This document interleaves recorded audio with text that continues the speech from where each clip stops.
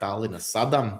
Tallinas osta, tā ir gan pasažieru osta, kravu osta, viņiem ir arī vilcēju un ledlaužu pakalpojumi, un 67% no ostas pieder Igaunijas valdībai.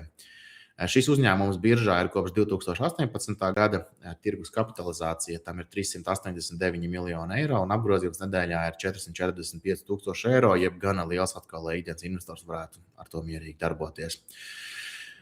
Ja skatāmies cenas un peļņas attiecību, ja PI rādītāji, tad tas ir 16,8.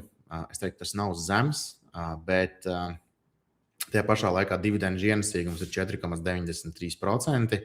Un manā skatījumā, jā, tas ir iepriekš kalpojis kā tāds dividendžu maksātājs. Ir optimistisks skatījums uz 2026. gadu, un uz to skaidri arī norāda pēdējie akcijas cenas kāpumi, kas akcijas cenā ir būtiski likuši pakāpties. Ja mēs paskatāmies pēdējo 2 gadu tendences, tad ir noticis pamatīgs izrāviens. Protams, gaidām finanšu rezultātus, lai varētu spriest, kas tur tālāk būs vai nebūs, un tos mēs sagaidīsim jau pavisam drīz.